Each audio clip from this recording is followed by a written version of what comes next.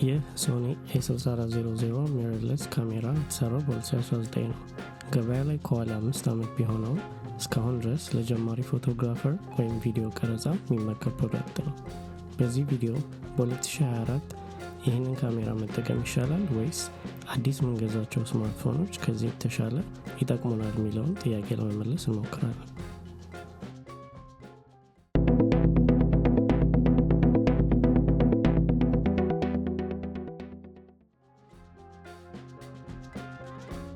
ይህ ካሜራ ሶኒ ከሚያመርታቸው በጀት ሚረርለስ APS-C ካሜራ መሃል ይገኛል። ከወጣ የቆየ ቢሆንም በሱ ዋጋ ካሉት አዲስ ሌላ ካሜራዎች የሚወዳደር በአንዳንድ መልኩ ደግሞ ተሽሎ የሚገኝ ካሜራ ነው። ለምሳሌ ከሶኒ ZV-E10 ጋር ሲወዳደር a6400 ሞዴል EVF ስላለው ለፎቶግራፍ የተሻለ ነው። ZV-E10 ሞር ለቭሎጊንግ ያደላ ካሜራ ነው። ከካኖን R50 እና ናይኮን Z30 ጋር ሲወዳደር ሁለቱ ካሜራዎች አዲስ ቢሆኑም ሶኒ a6400 ሶኒ E-ማውንት ሲስተም ስለሚጠቀም በጣም ብዙ የሶኒ ሌንስ ምርጫዎች አሉት። a6400 ካሜራ አነስ ያለ በጣም ቀላልና ይዞ ለመንቀሳቀስ የሚመች አሰራር ያለው ካሜራ ነው። ከስክሪኑ በላይ በግራ በኩል EVF አለ። ይህም ኤሌክትሮኒክ ቪውፋይንደር ሲሆን በፀሐይ ፎቶ ማንሳት በማይመችን ጊዜ ይረዳናል። ከእሱ አጠገብ ሃት ሹ ማውንት አዳፕተር አለ። የተለያዩ ፍላሽ ላይት ወይም የተለያዩ አክሰሰሪዎችን መጠቀም እንችላለን። ከዛም በመቀጠል ኢምቤድድ ፍላሽ ላይት ስላለ በማታ ፎቶ ለማንሳት ይረዳናል።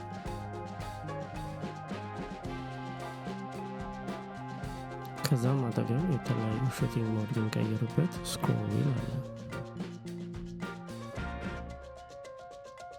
ታች ስክሪኑን ለአውቶ ፎከስ ብቻ ስለሚያገለግል ሴቲንግ ለማስተካከል ከስክሪኑ አጠገብ ያሉትን በተኖች መጠቀም ይኖርብናል። ሙሉ ለሙሉ ስክሪኑን ሮቴት ባያደርግም ከታች ስበን አንግሉን ማስተካከል ይቻላል።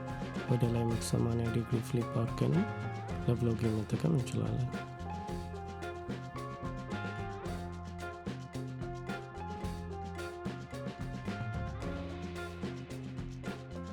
ሶኒ a6400 የሚጠቀመው የሶኒ E-ማውንት ሲስተም ሲሆን ቅድም እንዳየነው ዋጋቸው ርካሽ የሆኑ ብዙ የሌንስ ምርጫዎች የተለያዩ ኦንላይን ስቶሮች እናገኛለን።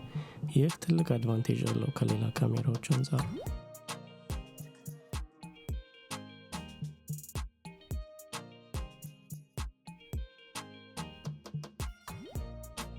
ሴቲንግስ ሜኑ ለአጠቃቀም ቀላል ነው እንደ ሁሉም ሶኒ ካሜራዎች።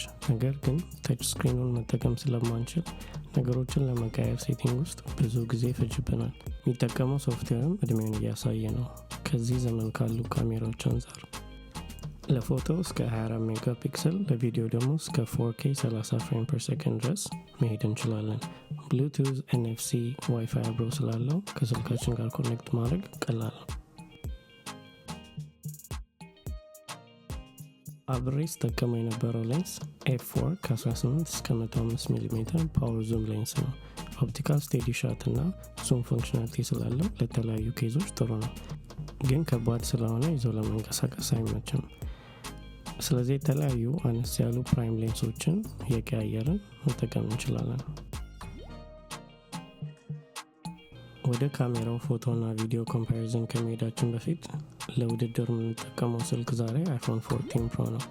ከተለያዩ ዌብሳይቶች ላይ እንደምናየው ዩዝድ የሆኑት አይፎን 14 ፕሮ ሞዴሎች ራሱ ዋጋቸው ከካሜራው እኩል ወይም አንዳንዶቹ ደግሞ ከዛ በላይ ናቸው። አሁን በተለያዩ ኮንዲሽኖች ሁለቱ ካሜራዎች የሚያነሱትን ፎቶ ወይም ቪዲዮ አብረን እንመልከት።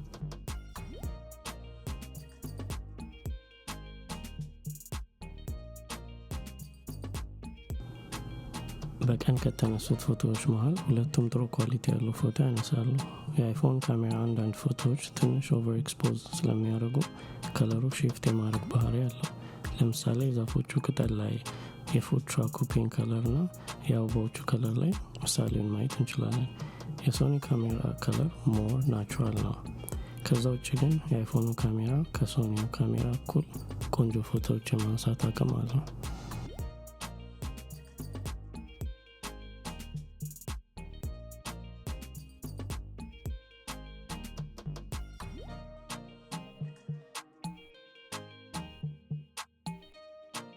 ቀን በቂ ብርሃን ባለበት ሁለቱም ጥሩ ቪዲዮ ይቀርጻሉ።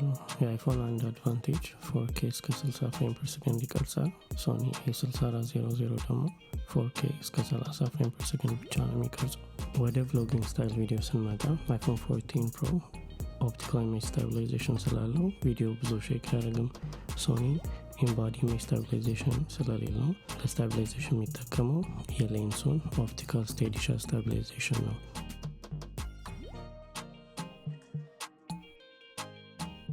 ወደ ማታ የፎቶ እና ቪዲዮ ኮምፓሪዝን ስንመጣ የአይፎን 14 ፕሮ ድክመት የበለጠ እናየዋለን። ሴንሰር ሳይዙ ትንሽ ስለሆነ ሞር አይሶ ኤክስፖዠር እና ሶፍትዌር በመጠቀም ብራይት ለማድረግ ይሞክራል።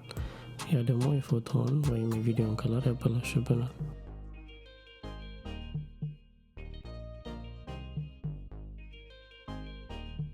ያ ማለት የአይፎን ቪዲዮ ወይም ፎቶዎች መጥፎ ናቸው ማለት አይደለም። ሶኒ a6400 ሞር ሴንሰሩ ትልቅ ስለሆነ ማታ ላይ ጥሩ ቪዲዮዎችና ፎቶዎችን ያነሳል። በአጠቃላይ ሶኒ a6400 ስቲል ከ5 ዓመት በኋላም በጣም ጥሩ ካሜራ እና የሚያነሳቸው ፎቶም ሆነ ቪዲዮዎች ከበቂ በላይ ናቸው። ካለኝ ቅሬታ መሃል ስክሪን ኳሊቲው እና ሶፍትዌሩ በ2024 ትንሽ ወደኋላ የቀረ ሲሆን የአይቤስ ኢንባዲ ኢሜጅ ስታቢላይዜሽን አለመኖርም ቪዲዮዎችንን ሼክ ስለሚያደርግ ለቭሎጊንግ አይመችም። እንደዛም ቢሆን እንደ መጀመሪያ ካሜራ እኔም ሪኮመንድ አደርገዋለሁ። ሌንሶችን በመቀያየር በጣም ቆንጆ ፎቶና ቪዲዮ እያነሳን ምንማርበት ካሜራ ነው።